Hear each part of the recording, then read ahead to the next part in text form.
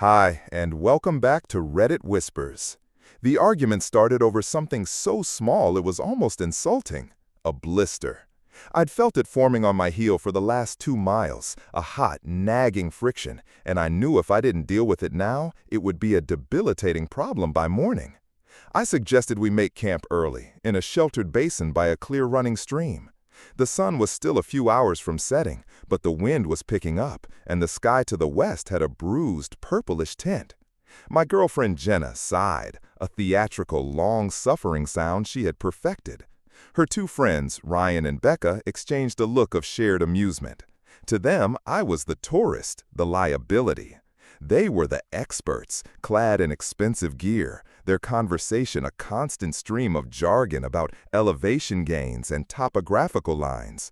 They had been mocking my caution for 3 straight days. I was the one who insisted on purifying the water, who double-checked the map at every trail junction, who carefully rationed our food. They called me the designated worrier, the buzzkill. Ryan, with his smug know-it-all grin, said that real hikers push through discomfort, that my blister was a rite of passage. Becca chimed in, saying the best campsite was another 5 miles up, on a ridge with an epic view. I tried to argue, pointing out the darkening sky, the simple logic of addressing a small problem before it becomes a big one, but it was 3 against 1. My concern was framed as weakness, my caution as cowardice. The final blow came from Jenna. She looked at me, not with the affection of a partner, but with the weary annoyance of a parent dealing with a difficult child. "Can you just try to have fun for once, Mark?" she said. "You're ruining the mood." Those 4 words, ruining the mood, became my epitaph.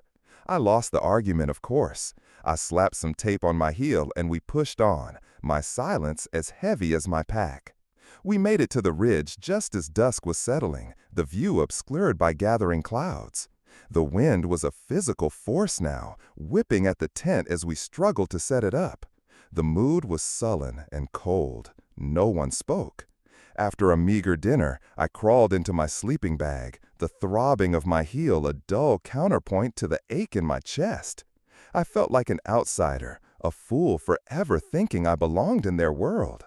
I fell asleep to the sound of the wind howling, feeling utterly alone, even with 3 other people just feet away.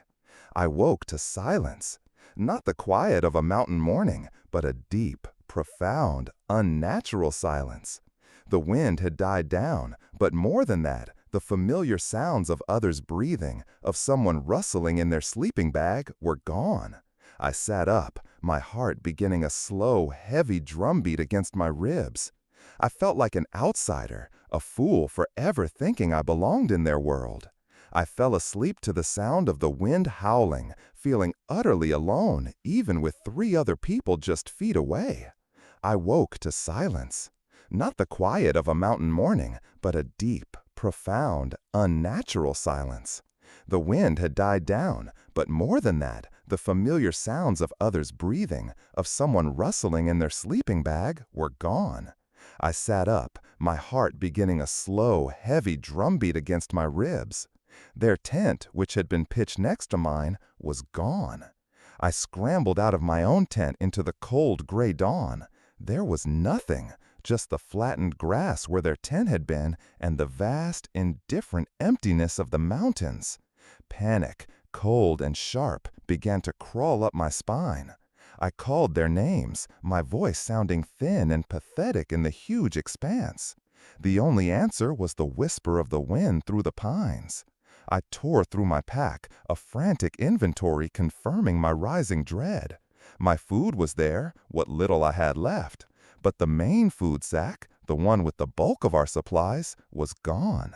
The map case, where we kept our only detailed topographical map and the compass, was gone.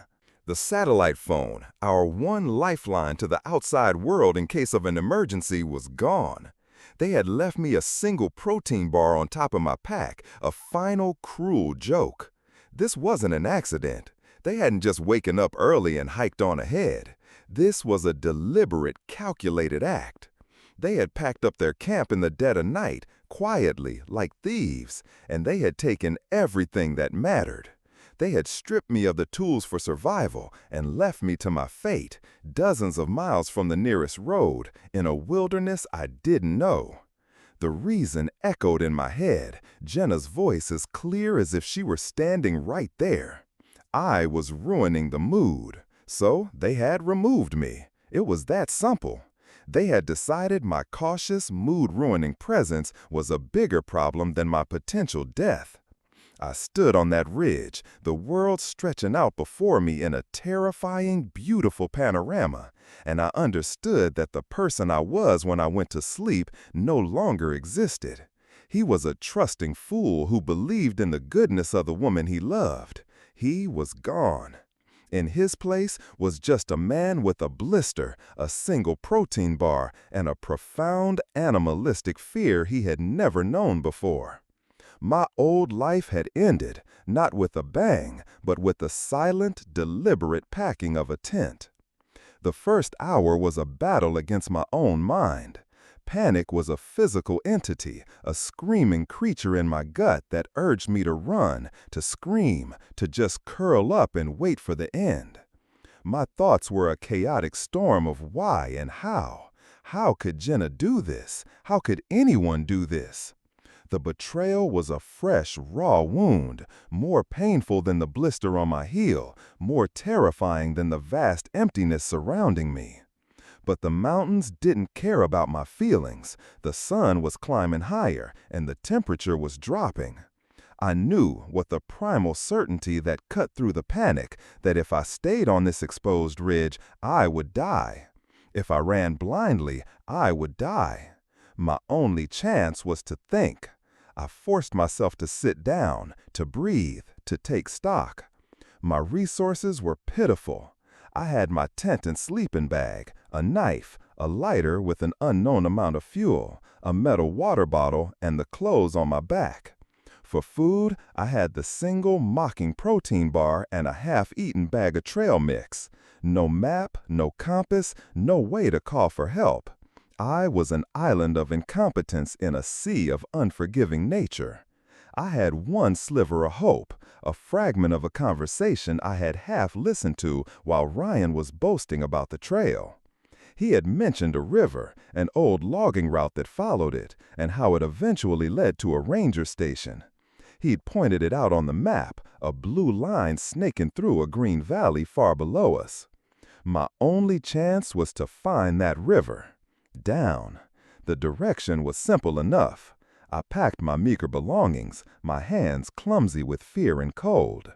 Leaving the tent felt like a monumental risk, but I knew I couldn't carry it if I had to move fast. I took only the sleeping bag, stuffing it into my pack. I ate half of the protein bar, the synthetic, chalky taste a mockery of real food, but the surge of sugar was a welcome jolt.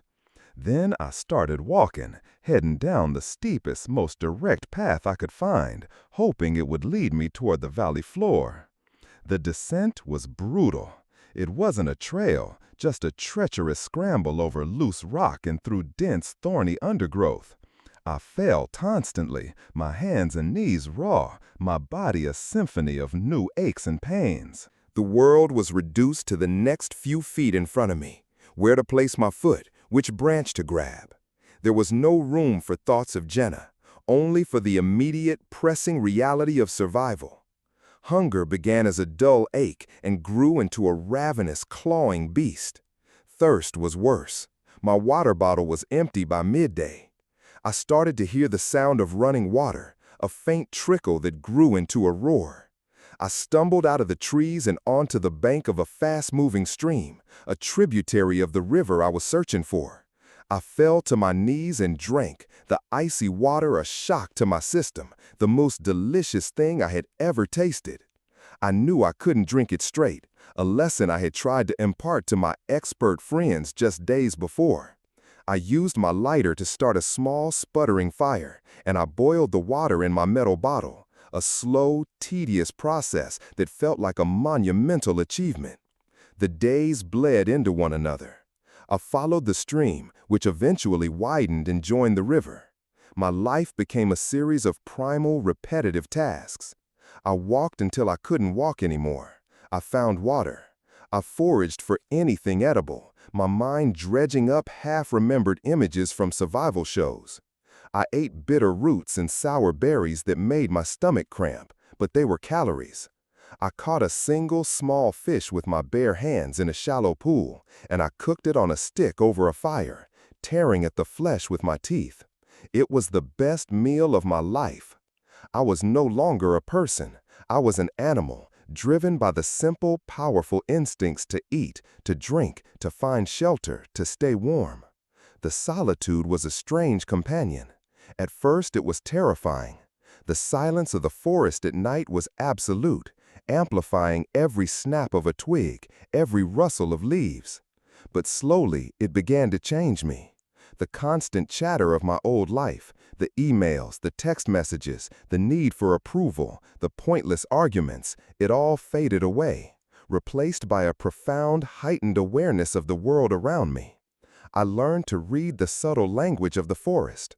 I noticed the way the moss grew on the trees, the tracks of a deer in the mud, the change in the bird calls that signaled an approaching predator. I was becoming part of the landscape, not just a visitor passing through. A transformation was happening inside me. The soft, accommodating man who had let Jenna and her friends walk all over him was being burned away, layer by layer, by hunger and hardship. In his place, something harder, quieter, and more resilient was being forged. I was no longer afraid. The fear had been replaced by a cold, clear focus. I wasn't just surviving, I was fighting. I was refusing to die. I was refusing to give them the satisfaction of being right, that I was weak and incapable. Every painful step, every meager meal was an act of defiance. After what I guessed was a week, I saw the first sign of another human being, a rusty, abandoned bear trap hanging from a tree. A few miles later, I found it, an old, overgrown logging road, barely more than 2 ruts in the earth. It was the most beautiful thing I had ever seen. I followed it for another 2 days, my body on the verge of collapse. And then I heard it, the distant, unmistakable sound of an engine. I stumbled out onto a gravel road just as an old pickup truck came rattling around the bend. The driver, a weathered old man with a long white beard, slammed on his brakes, his eyes wide with shock at the gaunt, wild-eyed creature that had appeared in front of him. He thought I was a ghost. In a way, he was right. The man I had been was dead and buried back on that mountain. The old logger's name was Silas, and he saved my life. He gave me water, a can of lukewarm beans that tasted like a feast, and a ride into the nearest town, a tiny, forgotten hamlet called Northwood. He didn't ask many questions, a kindness for which I was profoundly grateful. He had seen the look in my eyes before, the look of a man who had been chewed up and spit out by the wilderness. He dropped me off at the town's only motel, gave me $20 from his own pocket, and told me to get a hot meal. That night, I stood under the sputtering stream of a hot shower for a full hour, washing away a week's worth of dirt, sweat, and blood. As I watched the grime swirl down the drain, I felt like I was washing away my old life with it. I looked at myself in the fogged-up mirror. A stranger stared back at me. Gaunt, with hollowed-out eyes, a new, jagged scar on my cheek, and a beard that was a testament to my ordeal. But there was something else in those eyes, something that hadn't been there before. A hardness, a self-reliance that was forged in the crucible of solitude and fear. This was the man who had walked out of the mountains. The old me, the one who tried to please everyone, the one who let his girlfriend's mockery slide, was gone. He had died of exposure on that ridge. I had a choice to make. I could use Silas's phone to call my family, to call the police and report what Jenna and her friends had done. I could go back, confront them, create a storm of drama and legal battles. The thought of it filled me with a weary disgust. What would be the point? To force an apology from people who were incapable of genuine remorse? To return to a life and a person I no longer recognized? The world I had left behind, with its petty grievances and shallow relationships, seemed utterly alien to me now. To go back would be like trying to fit back into a skin I had already shed. I had been given a strange, brutal gift, a clean slate. I decided to accept it. I didn't make a single phone call. I took the $20 from Silas and bought a bus ticket. I didn't care where it was going. I just needed to put distance between the new me and the ruins of my old life. The bus took me north, through vast, empty landscapes of forest and rock. I got off in a remote coastal town in the Pacific Northwest, a place where the mountains met the sea, a place where a man could disappear. I had nothing but the clothes on my back and a fire in my belly. I started at the bottom. I got a job as a deckhand on a fishing boat, a brutal, back-breaking job that paid in cash. The work was relentless, the sea was unforgiving, and the crew were hard, quiet men who judged you only by your ability to pull your weight. It was perfect. I learned to mend nets, to navigate by the stars, to read the weather in the clouds. My body, already hardened by my survival ordeal, grew stronger, my hands becoming permanently calloused. I was saving money, living in a cheap room above a bar, and for the first time in my life, I felt truly independent. I was no one's boyfriend, no one's friend, no one's son. I was just myself, a man defined only by his actions. After a year on the boats, I took my savings and moved deeper into the interior, to a small community on the edge of a vast national forest. It was here that I found my calling. I started spending all my free time in the wilderness, not as a visitor, but as a student. I was relearning the world from the ground up. I bought books on botany, tracking, and shelter construction. I practiced the skills I had been forced to learn on my ordeal, honing them, perfecting them. I learned to make fire with a bow drill, to build a waterproof shelter from fallen branches, to identify edible and medicinal plants. The forest became my university, my church, my home. I took on a job with the Forest Service, clearing trails and fighting wildfires. It was hard, dangerous work, and I loved it. I was working with men and women who shared my deep respect for the natural world. They didn't care about my past. They cared about whether I could be trusted to hold a line when a fire was roaring towards us. It was during a wildfire that I met a woman who would change my life again, but this time for the better. Her name was Sarah. She was a wildlife biologist, a calm, intelligent woman with eyes that seemed to see right through the walls I had built around myself. We worked together for 3 weeks on a fire line, eating smoky rations and sleeping on the ground, and in that time we forged a bond of deep mutual respect. She was as at home in the wilderness as I was. She understood my need for solitude, my quiet nature. She didn't try to change me or fix me. She simply accepted me for the man I was. Our relationship grew as slowly and surely as an old-growth tree. With her, I learned that trust wasn't a weakness and that partnership didn't have to mean sacrificing a part of yourself. Years passed. I quit the Forest Service and, with Sarah's encouragement, started my own business. I called it Bedrock Survival, a school for teaching people how to be self-reliant in the wilderness. I taught them not just the how, but the why. I taught respect. I taught awareness. I taught them that the wilderness wasn't an amusement park or a backdrop for their selfies. It was a powerful, living entity that demanded caution and humility. The school was a success. I had found my purpose.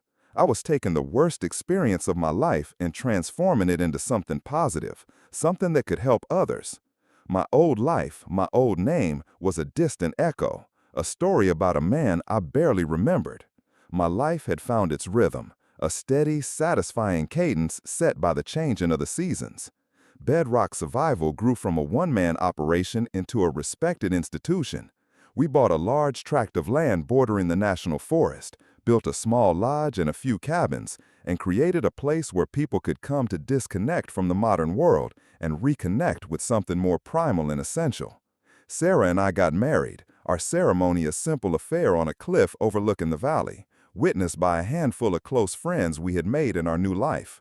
Our home was a small, solid cabin I had built myself, filled with the scent of wood smoke and the quiet contentment of a shared life. We were a team. I was the lead instructor, the face of the school, while she handled the business side and continued her wildlife research, often bringing our students along to teach them about the forest ecosystem. I had become a different man, not just on the surface, but in my very core. The wilderness had stripped me down to my essential parts and then rebuilt me.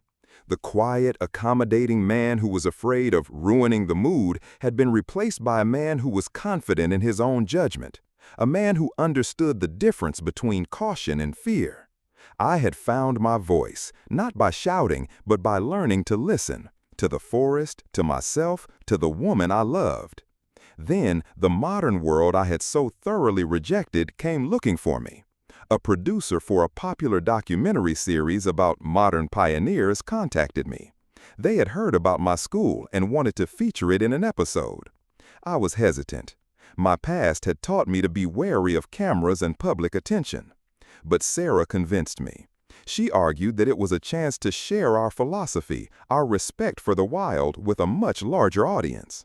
It was an opportunity to teach, and teaching was what I did. So I agreed.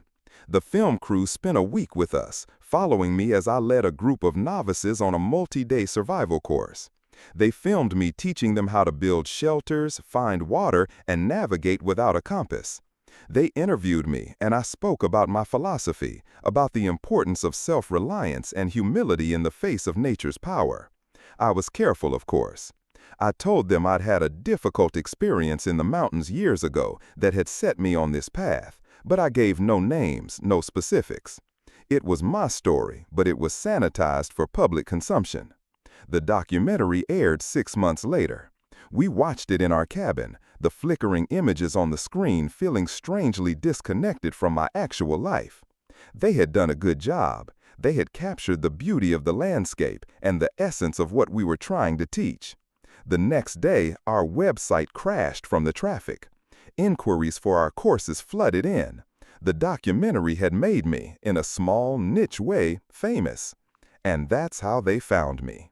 The email arrived a week after the documentary aired. It was sent to the general inquiry address on the Bedrock Survival website. The subject line was a single gut-wrenching word. Mark, my old name. I opened it with a feeling of cold, detached dread. It was from Jenna. The tone was a nauseating cocktail of feigned disbelief, manufactured remorse, and self-serving nostalgia. She wrote that she and Ryan and Becca had seen the documentary and couldn't believe it was me. She said they had been so worried all these years. This was the part that made me laugh, a short, bitter, humorless sound. She claimed they had gone back to look for me the next day, that they had contacted the rangers, that they had searched. It was a lie so blatant, so insulting, it was almost impressive. If they had contacted the rangers, there would have been a massive search and rescue operation. My face would have been in the news. My family would have been notified. My disappearance would have been official. But I knew, because I had checked years later, that no missing person report had ever been filed. They had simply let me vanish, confident that my death would be ruled an accident, a lone hiker who had gotten lost. They had covered their tracks and moved on with their lives. The email went on. She said that what they did was a stupid, childish prank that went horribly wrong, and that they had lived with the guilt ever since. She said seeing me, alive and so successful, was like a miracle. And then came the inevitable ask. She wanted to talk. She wanted to apologize in person, to get closure. She said she was a different person now, that they all were. The email ended with a line that was meant to be sentimental, but was simply obscene. I've missed you. I walked into the forest behind my cabin, the familiar crunch of pine needles under my boots a soothing rhythm. The trees stood tall and silent, witnesses to my real life. I thought about the woman who had written that email and the man she had written it to. They were both strangers to me now. Her apology was meaningless. It wasn't for me. It was for her. It was a selfish attempt to alleviate a guilt she had only started to feel now that her actions had been thrown back in her face. Forgiving her would be a betrayal of the man I had become, the man who had clawed his way back to life through sheer force of will. Revenge felt equally pointless. To rage, to expose them, would be to let them back into my life, to give them power over my emotions. They weren't worth the energy. I returned to the cabin. Sarah was there, and she could tell from my face that something was wrong. I let her read the email. She read it, her jaw tightening, her eyes flashing with the protective fire that I loved. She looked up at me. "What are you going to do?" she asked. And for the first time, I knew with absolute certainty. I opened my laptop and began to write. I didn't write an email back to Jenna. I wrote a new lesson plan for my advanced survival course. It was a case study. The title was The Human Element: How Arrogance and Poor Judgment Can Be More Dangerous Than Any Predator. It told the story, anonymously, of a group of hikers who, out of ego and impatience, abandoned one of their own, taking the map, the communication gear, and the food. It detailed their mistakes, their hubris, and the catastrophic potential of their joke. I turned their act of personal betrayal into an impersonal, universal lesson about survival ethics and the profound responsibility we have to one another in the wild. That was my answer. I would not give them the private closure they craved. Instead, I would take their selfish, cruel act and burn it as fuel for the fire of my own purpose. I would use their story to teach others, to potentially save a life someday. I hit save, closed the laptop, and turned to my wife. The ghosts of the past were finally gone, not because I had forgiven them or punished them, but because I had rendered them irrelevant.